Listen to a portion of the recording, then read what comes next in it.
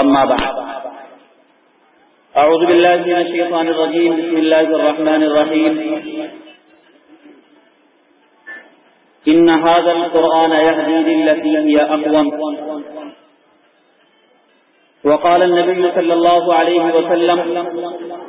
إن هذا الكتاب يرفع به أقواما ويضع به آخرين أو كما قال عليه الصلاة والسلام.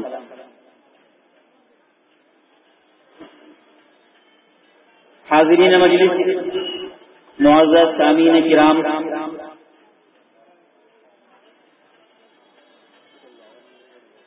ہم سب کے لیے بڑی سعادت اور بہت خوش قسمتی کا مقام اور مسرت کا موقع ہے کہ ختم قرآن کی اس مجلس میں ہمیں شرکت کی توفیق ہو رہی ہے۔ یہ مجلس جو مدرسہ فیض العلوم کے سالانہ اجلاس کے موقع پر منعقد ہو رہی ہے، بہت سے بچوں کے کلام اللہ کے ختم ہونے کے موقع پر منعقد ہو رہی ہے۔ ہم سب اسی حوالے سے، اسی نسبت سے یہاں جمع ہیں۔ یہ ہم سب کے لیے خوشی کا اور مسرت کا مقام۔ اللہ تعالی ہمارے یہاں آنے کو اور یہاں ہمارے کہنے سننے کو قبول فرمائے۔ محترم ساتھیوں، بے شک ہم سب کا قرآن پاک پر ایمان ہے، ہم سب قرآن پر ایمان رکھتے ہیں، قرآن کو مانتے ہیں، قرآن پر ہمارا ایمان ہے، اس کو ہم پڑھتے بھی ہیں، اس کو ہم سنتے بھی ہیں، لیکن قرآن پر ہمارا ایمان کیسا ہونا چاہیے اور قرآن پر ایمان کا کیا مطلب اور کیا مفہوم ہے، حقیقت یہ ہے کہ ہم اس سے غافل ہیں۔ قرآن کیا چیز ہے اور قرآن پر ایمان لانے کا کیا مفہوم اور کیا مطلب ہے، اس کا ہمیں صحیح احساس، صحیح ادراک اور اس کا ہمیں صحیح علم نہیں۔ بانی تبلیغ حضرت مولانا الیاس صاحب کاندھلوی رحمۃ اللہ علیہ حضرت کے ملفوظات میں لکھا ہے، حضرت فرمایا کرتے تھے کہ قرآن پر ایمان کا کیا مطلب ہے، کیا تم اس کو جانتے ہو؟ قرآن پر ایمان کا کیا مفہوم ہے، کیا تم اس سے واقف ہو؟ قرآن پر ایمان کا مطلب یہ ہے کہ قرآن پر ایمان لانے والے ہر انسان کو اس بات کا یقین ہو، وہ دل کی گہرائیوں سے اس بات کا یقین رکھتا ہو اور احساس رکھتا ہو کہ دنیا اور آخرت کے اندر اگر مجھے کوئی کامیابی حاصل ہونی ہے، دنیا اور آخرت کے اندر کوئی کامرانی مجھے ملنی ہے، تو وہ صرف اور صرف قرآن کے ذریعے سے ملتی ہے۔ قرآن کے ذریعے سے دنیا اور آخرت کی کامیابی حاصل ہوگی،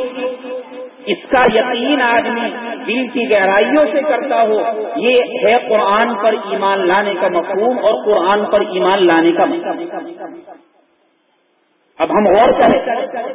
کہ کیا ہم اس بات کا ادراک رکھتے ہیں، کیا ہمارے دلوں میں یہ یقین اسی طرح پیوست ہے کہ دنیا اور آخرت کی کامیابی اگر ہمیں حاصل ہوگی تو وہ قرآن کے ذریعے سے حاصل ہوگی۔ ہر آدمی اپنے دل میں جھانک کر دیکھے، اپنے ضمیر کو ٹٹول کر دیکھے کہ کیا وہ قرآن پر اسی طرح کا ایمان رکھتا ہے یا اس کا قرآن پر ایسا ایمان نہیں۔ اور حضرت کی یہ بات اپنی بات احادیث سے یہی بات معلوم ہوتی۔ اللہ کے نبی حضور اکرم صلی اللہ علیہ وسلم نے اپنے صحابہ کو یہی بات بتلائی اور ان کا قرآن کے اوپر اسی طرح یقین بنایا اور یہ بات ان کے دل کے اندر اتاری کہ دنیا اور آخرت کی کامیابی اگر ملے گی تو قرآن کریم کے ذریعے سے ملے گی۔ قرآن کریم کو چھوڑ کر قرآن پر ایمان رکھنے والے، قرآن کو اپنے کھانے والے کبھی کامیاب نہیں ہوتے۔ اللہ کے نبی علیہ الصلوۃ والسلام کی یہ حدیث میں نے مختصر سی آپ کے سامنے پڑھی۔ اللہ کے نبی نے فرمایا ان ھذا الکتاب یرفع به اقواما ویضع به آخرین، کہ بے شک یہ کتاب وہ کتاب ہے اور یہ اللہ کا وہ کلام ہے کہ اس کے ذریعے سے اللہ تعالیٰ بہت سارے لوگوں کو ترقی عطا فرماتے ہیں، بہت سارے لوگوں کو کامیابی اور کامرانی عطا فرماتے ہیں، اور یہی وہ کتاب ہے کہ اس کے ذریعے سے اللہ تعالیٰ بہت سارے لوگوں کو پستی اور ذلت کے گڈھے کے اندر ڈالے۔ اس کتاب پر عمل کیا جائے گا، اس کتاب کو زندگی کے اندر اتارا جائے گا، اس کی تعلیمات کو اپنی آنکھوں کا سرما بنایا جائے گا، اللہ تعالیٰ اس قوم کو کامیابی عطا فرمائیں گے، کامرانی ان کے قدم چومے گی۔ اور اگر اس کتاب کو پیٹھ کے پیچھے ڈال دیا جائے گا، اس کو صرف جھاڑ پھونک تک محدود رکھا جائے گا، اس کو صرف ایصال ثواب تک محدود رکھا جائے گا، تو پھر ایسی قوم اس قرآن کی وجہ سے ناکام اور نامراد۔ اللہ کے نبی علیہ الصلوۃ والسلام بیان فرما کر گئے کہ اسی کتاب کے ذریعے سے ترقی حاصل ہوگی اگر اس پر عمل کرو گے، اس کے الفاظ سیکھو گے، اس کے معنی کو سیکھو گے، اس کی تعلیمات پر عمل کرو گے، دنیا اور آخرت کی ہر کامیابی تمہارے قدم سے۔ اور اگر اس کتاب کو پسے پش ڈال دو گے، پیٹھ کے پیچھے ڈال دو گے، تو پھر اس کتاب کی وجہ سے دنیا اور آخرت کی ہر ذلت، دنیا اور آخرت کی ہر ناکامی، ہر نامرادی وہ تمہارے سر پر۔ یہ اللہ کے نبی علیہ الصلوۃ والسلام نے اپنے صحابہ کرام کا یقین بنایا، اور حضرات صحابہ کرام کے دل میں یہ بات ایسی پیوست ہوئی اور انہوں نے اس بات کو اپنے پلے ایسے باندھا کہ اپنی زندگی کے ہر موڑ پر، اپنی زندگی کے ہر مرحلے پر، ہر موقع پر وہ قرآن پاک کی تعلیمات کو سامنے رکھتے تھے اور قرآن پاک کی تعلیمات کے مطابق اپنے سارے مسائل اور اپنے سارے معاملات کو حل کیا۔ اللہ کے نبی نے ان کا یقین بنایا۔ حدیث میں ایک واقعہ آتا ہے، واقعہ یہ ہے ایک مرتبہ حضور اکرم صلی اللہ علیہ وسلم تشریف فرما، صحابہ کرام آپ کے ارد گرد بیٹھے ہوئے، اتنے میں عمر فاروق رضی اللہ تعالی عنہ تشریف لاتے اور صحابہ کرام کے درمیان سے گزر کر حضور اکرم صلی اللہ علیہ وسلم تک پہنچتے اور بیٹھتے ہوئے فرماتے ہیں یا رسول اللہ ھذہ نسخۃ من التوراۃ، کہ یا رسول اللہ میں تورات کا ایک نسخہ لے کر، تورات کا ایک نسخہ، تورات کا ایک حصہ میں آپ کے سامنے یہ لے کر آتا۔ حدیث میں آتا ہے، تفصیل بیان کی گئی ہے کہ عمر فاروق رضی اللہ تعالی عنہ حضور اکرم صلی اللہ علیہ وسلم کی خدمت میں اور آپ کی مجلس میں حاضر ہونے کے لیے گھر سے تشریف لا رہے ہیں، تو مدینہ منورہ کے اندر یہودیوں کے اسکول اور یہودیوں کے بہت سارے مدرسے، جہاں یہود تورات کی تعلیم دیا کرتے تھے اور تورات سکھایا کرتے تھے۔ عمر فاروق کے دل میں نہ جانے کس طرح خیال آیا، انہوں نے سوچا کہ لاؤ آج یہود کے اس مدرسے میں جا کر دیکھوں کیا تعلیم ہے۔ پہنچے اندر تو دیکھا ایک یہودی عالم، یہودی استاد اپنے شاگردوں کو اور طلبا کو جو ہے وہ تورات کی تعلیم دے رہا ہے، تورات پڑھا رہا ہے۔ جس وقت وہ تورات کی تعلیم دے رہا تھا اور تورات اپنے شاگردوں کو اور اپنے طلبا کو پڑھا رہا تھا، تورات کا جو حصہ، جو مضمون عمر فاروق رضی اللہ تعالیٰ عنہ کو مضمون پسند آیا اور انہوں نے یہ سوچا کہ اس مضمون کو میں حضور اکرم علیہ الصلوۃ والسلام کی خدمت میں جا کر پیش کروں اور آپ سے تائید کرواؤں اور پھر اس پر عمل کروں۔ انہوں نے اس یہودی سے کہا کہ تورات کا یہ حصہ، یہ نسخہ تم مجھے دے دو، یہ بات مجھے بہت اچھی لگی۔ چنانچہ وہ یہودی سے تورات کا وہ حصہ اور وہ نسخہ لے کر حضور اکرم صلی اللہ علیہ وسلم کی خدمت میں آئے اور آ کر فرمایا یا رسول اللہ ھذہ نسخۃ من التوراۃ، یہ تورات کا نسخہ، یہ تورات میں آپ کے سامنے لے کر آیا ہوں، اور کھول کر اس کو پڑھنا شروع کر دیا۔ عمر فاروق رضی اللہ تعالیٰ عنہ تورات کو کھولے ہوئے ہیں اس میں دیکھ رہے ہیں اور اللہ کے نبی علیہ السلام کے سامنے اس کو پڑھ رہے ہیں، نیچے دیکھ کر پڑھے جا رہے ہیں۔ اور ادھر اللہ کے نبی علیہ السلام کا حال یہ ہے، آپ کا چہرہ مبارک سرخ ہو گیا، آپ کو غصہ آ گیا، اور آپ جو ہے چہرے آپ غصے کی وجہ سے آپ کا چہرہ نہایت سرخ۔ روایت میں آتا ہے کہ آپ صحابہ کرام بیان کرتے ہیں کہ غصے کی وجہ سے آپ کا چہرہ ایسا سرخ ہو گیا تھا، ایسا سرخ ہو گیا تھا کہ گویا آپ علیہ السلام کے چہرہ مبارک کے اوپر انار نچوڑ دیا، اتنا غصہ آپ کو۔ ابو بکر نے فرمایا کوہنی مار کر کہ عمر یہ تو کیا کر رہا ہے، اللہ کے رسول کے چہرے کی طرف نہیں دیکھی۔ عمر فاروق نے فوراً اللہ کے رسول کے چہرے کو دیکھا غصہ آ رہا ہے، چہرہ سرخ ہے،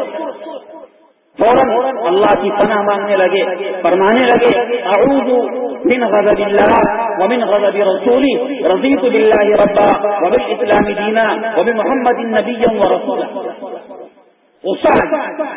تو غصے کے جب اللہ کے رسول کے غصے کو دیکھا تو یہ بات جو اللہ کے رسول کے غصے کو دیکھنے کے بعد اللہ سے پناہ مانگی اور یہ الفاظ پڑھا۔ اللہ کے نبی علیہ السلام کچھ دیر خاموش رہے، تھوڑی دیر کے بعد آپ نے فرمایا اے عمر فاروق، یہ جو تم تورات کا نسخہ لے کر آئے، بے شک یہ اللہ کی کتاب ہے، اللہ کا کلام ہے، اللہ نے اس کو آسمانوں سے اتارا ہے، موسیٰ علیہ السلام جیسے جلیل القدر اور اولو العزم نبی کے اوپر اس کو اتارا دیا۔ یہ کوئی معمولی کتاب نہیں، یہ اپنے زمانے کے لوگوں کو کامیاب کرنے کے لیے اللہ نے ان لوگوں کی ہدایت کے لیے اس کتاب کو آسمان سے اتارا اور موسیٰ علیہ السلام جیسے نبی پر اتارا جو بڑے افضل ترین انبیاء میں۔ علماء نے لکھا ہے کہ تمام انبیاء کے اندر حضور اکرم صلی اللہ علیہ وسلم وہ سب سے پہلے درجے کے سب سے اعلیٰ اور افضل نبی، آپ کے بعد ابراہیم علیہ السلام کا درجہ، اور تیسرے نمبر کے جو نبی ہیں وہ موسیٰ علیہ السلام۔ اللہ نے ان کو بڑے بڑے معجزات عطا فرمائے۔ وَلَقَدْ آتَيْنَا مُوسَىٰ 9 آيَاتٍ بَيِّنَاتٍ، ہم نے موسیٰ کو بڑی بڑی کھلی کھلی نشانیاں دی، انہی میں سے اللہ نے ان کو ایک معجزہ اور ان کا ایک اعزاز یہ کیا، اللہ نے براہ راست ان سے ہم کلامی فرمائی، اللہ نے براہ راست موسیٰ علیہ السلام سے گفتگو فرمائی، جو تمام انبیاء کے اندر حضور اکرم علیہ السلام کے علاوہ یہ اعزاز کسی کو حاصل نہیں۔ اللہ نے موسیٰ علیہ السلام سے براہ راست کلام فرمایا، وَكَلَّمَ اللَّهُ مُوسَىٰ تَكْلِيمًا، اللہ نے موسیٰ سے کلام کیا ہے، اللہ نے موسیٰ سے گفتگو کی۔ تو ایسے عظیم نبی اور آپ کے اوپر تورات اتاری گئی جو اللہ کی کتاب ہے، آسمانی کتاب ہے، اللہ کا اتارا ہوا کلام ہے، کوئی معمولی کتاب نہیں۔ تو اللہ کے نبی نے فرمایا بے شک یہ کتاب تورات ہے، اللہ کی اتاری ہوئی کتاب ہے اور موسیٰ جیسے نبی پر اتری ہے، لیکن قرآن کے آ جانے کے بعد اب اس کتاب کی کوئی ضرورت نہیں۔ اگر تم کامیابی چاہتے ہو، اگر تم کامرانی چاہتے ہو تو کامیابی اب قرآن کے آ جانے کے بعد تورات سے نہیں ملے گی، اللہ کی کسی اور کتاب سے نہیں ملے گی، دنیا کے کسی علم، دنیا کے کسی فلسفے سے نہیں ملے گی۔ اگر کامیابی ملے گی تو وہ قرآن سے۔ اور کان کھول کر سنو، یاد رکھو لو کان موسیٰ حیا لما وسعہ الا اتباعی۔ سنو، اللہ کے نبی علیہ السلام نے عمر فاروق کو نہیں سنایا بلکہ تمام امت کو سنایا، اور تمام امت کے کان میں بات ڈالی کہ کان کھول کر سن لیا جائے، قرآن کے آ جانے کے بعد اگر کسی کو کامیابی ملے گی تو وہ قرآن سے ملے گی، حتیٰ کہ اگر موسیٰ علیہ السلام دنیا کے اندر تشریف لے آئے تو وہ بھی قرآن کے ذریعے سے کامیاب۔ موسیٰ جیسا نبی اگر دنیا میں آتا ہے تو چونکہ قرآن آ چکا ہے دنیا کے اندر، قرآن نازل ہو چکا ہے، اللہ اپنا آخری کلام دنیا کے اندر اتار چکا ہے، اگر کامیابی ملے گی تو موسیٰ کو بھی قرآن سے کامیابی۔ لو کان موسیٰ حیا لما وسعہ الا اتباعی۔ یہ ہے قرآن کا مقام اور مرتبہ۔ آج ہم جس سے غافل، آج ہم کامیابیاں، آج ہم کامرانیاں اور آج ہم ترقی جو ہے وہ نہ جانے کن کن چیزوں میں تلاش کرتے پھر رہے ہیں۔ کوئی کسی طرف جا رہا ہے، کوئی کسی طرف جا رہا ہے، حالانکہ اللہ نے اس امت محمدیہ کی کامیابی، حضور اکرم علیہ الصلوۃ والسلام کے ماننے والوں کی کامیابی جو رکھی ہے وہ قرآن کریم کے اندر ہے۔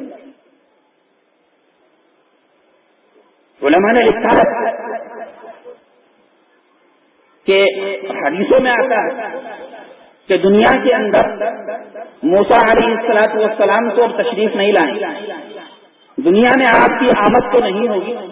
لیکن حدیثوں سے معلوم ہوتا ہے اللہ کے نبی علیہ الصلوۃ والسلام نے خبر دی ہے کہ آخر زمانے کے اندر عیسیٰ علیہ الصلوۃ والسلام تشریف لائیں۔ اللہ نے اپنے زمانے میں جب وہ دنیا کے اندر سے ان کو اٹھا لیا تھا، وہ آسمان پر زندہ ہیں، قیامت کے قریب ان کو دوبارہ آسمان سے نازل کیا جائے گا، وہ دمشق کی جامع مسجد میں اس کے مینارے پر اتریں گے، یہ حدیثوں میں بیان کیا۔ تو عیسیٰ علیہ الصلوۃ والسلام جو دنیا کے اندر تشریف لائیں گے، حالانکہ عیسیٰ علیہ الصلوۃ والسلام وہ بھی بڑے عظیم ترین انبیاء میں، اولو العزم انبیاء میں سے، اللہ نے ان کے اوپر اپنی کتاب انجیل اتاری، صاحب کتاب نبی، صاحب شریعت نبی، لیکن فرمایا گیا کہ عیسیٰ علیہ الصلوۃ والسلام جو اپنی شریعت رکھتے ہیں، اللہ نے ان کے اوپر مستقل کتاب اتاری ہے، دنیا میں جب تشریف لائیں گے تو دنیا میں ان کو جو دوبارہ اتارا جائے گا وہ دجال کے فتنے کے مقابلے کے لیے اتارا جائے گا۔ دجال بڑا عظیم ترین فتنہ، حدیث میں آتا ہے حضور اکرم علیہ الصلوۃ والسلام نے فرمایا کہ آدم علیہ الصلوۃ والسلام سے لے کر قیامت تک دجال سے بڑا فتنہ دنیا کے اندر پیدا نہیں، سب سے بڑا فتنہ دجال ہے دنیا کے اندر، اس سے بڑا فتنہ دنیا کے اندر نہ کبھی پیدا ہوا اور نہ کبھی پیدا ہوا، سب سے بڑا فتنہ۔ تو اللہ تعالیٰ اس کے مقابلے کے لیے عیسیٰ علیہ الصلوۃ والسلام کو دوبارہ آسمان سے جو ہے وہ نازل فرمائیں گے، اس کے مقابلے کے لیے اتریں گے۔ اس کا مقابلہ کیسے کریں گے؟ انجیل کے ذریعے سے یا اللہ کی اور کسی تعلیمات کے ذریعے سے۔ حدیث میں فرمایا گیا ہے کہ دنیا میں جب وہ تشریف لائیں گے تو دجال کے فتنے کا مقابلہ قرآن کے ذریعے سے کریں گے، امت کو حکم دیں گے کہ وہ قرآن پاک پر عمل کرے اور اس پر عمل کے ذریعے سے جو ہے وہ دجال کا مقابلہ۔ تو اللہ نے اس امت کی کامیابی وہ قرآن سے وابستہ کی، اس امت کا عروج و زوال، اس کی کامیابی اور ناکامی وہ قرآن سے وابستہ ہے۔ آپ اندازہ لگائیے، موسیٰ علیہ الصلوۃ والسلام کو کامیابی حضور فرما رہے ہیں کہ قرآن سے ملی، آخر زمانے میں دجال جیسے بڑے فتنے کا مقابلہ عیسیٰ علیہ الصلوۃ والسلام قرآن پاک کے ذریعے سے کریں گے۔ تو میرے محترم ساتھیوں، ہم جو بیچ میں ہیں، ہم جو درمیان میں ہیں، آخر ہم جو ہے وہ کس چیز کے ذریعے سے کامیاب؟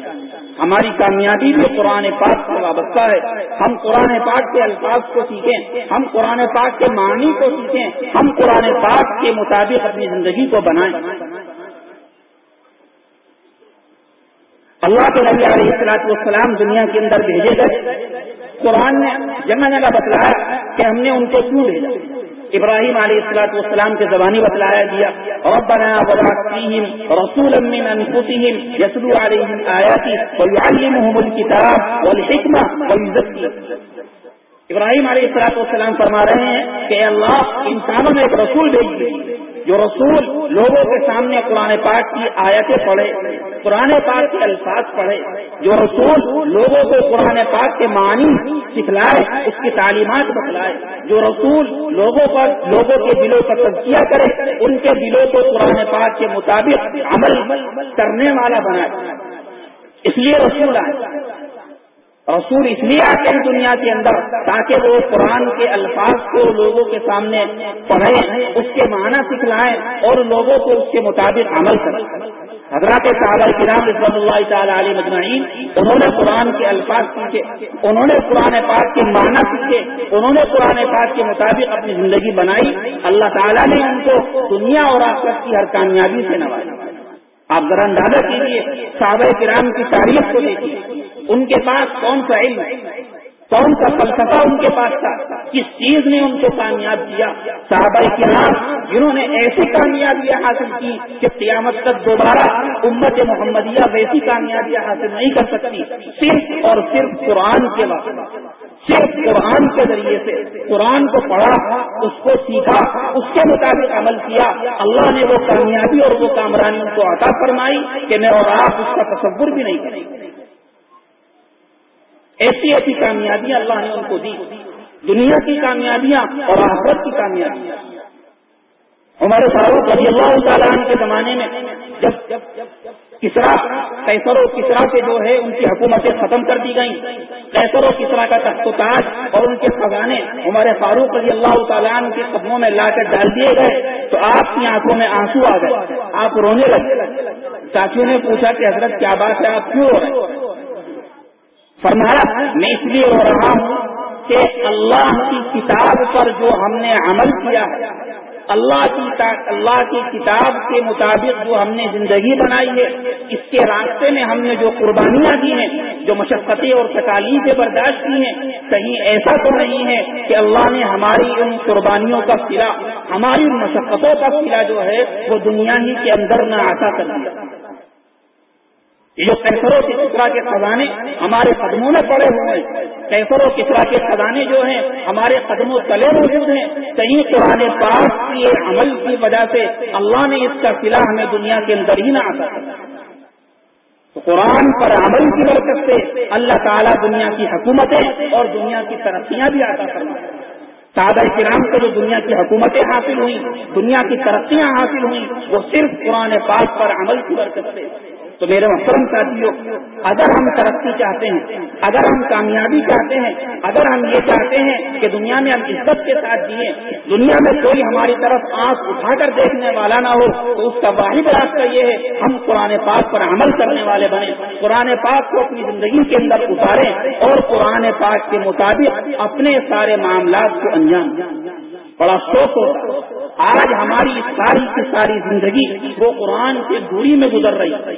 ہم اپنی عبادتیں دیکھیں، اپنے معاملات دیکھیں، اپنی معاشرت دیکھیں، اپنے اخلاق دیکھیں، وہ سب کے سب قرآن کی دور۔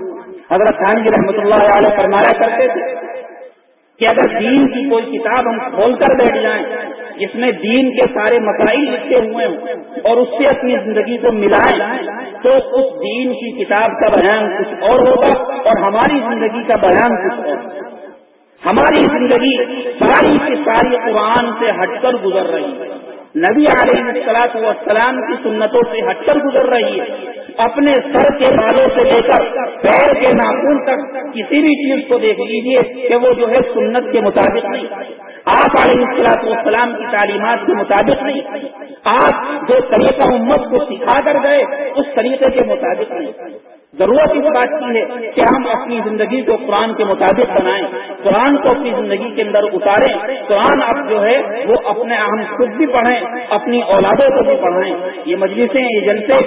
یہ اجتماعات اسی لیے کیے جاتے ہیں تاکہ ہم قرآن کی طرف لوٹیں، قرآن کی اہمیت کو سمجھیں۔ علماء کرام موجود ہیں، اساتذہ یہاں موجود ہیں، انشاءاللہ وہ تفصیل کے ساتھ آپ کو بتلائیں گے کہ قرآن کیا چیز ہے اور قرآن پر عمل کی برکت سے ہمیں جو ہے وہ کیا حاصل ہے۔ یہ چند مختصر سی باتوں پر میں اپنی بات ختم کرتا ہوں۔ اللہ تعالی ہم سب کو عمل کی توفیق عطا فرمائے اور ہمیں یہاں سے کچھ سبق لے کر جانے کی توفیق عطا فرمائے۔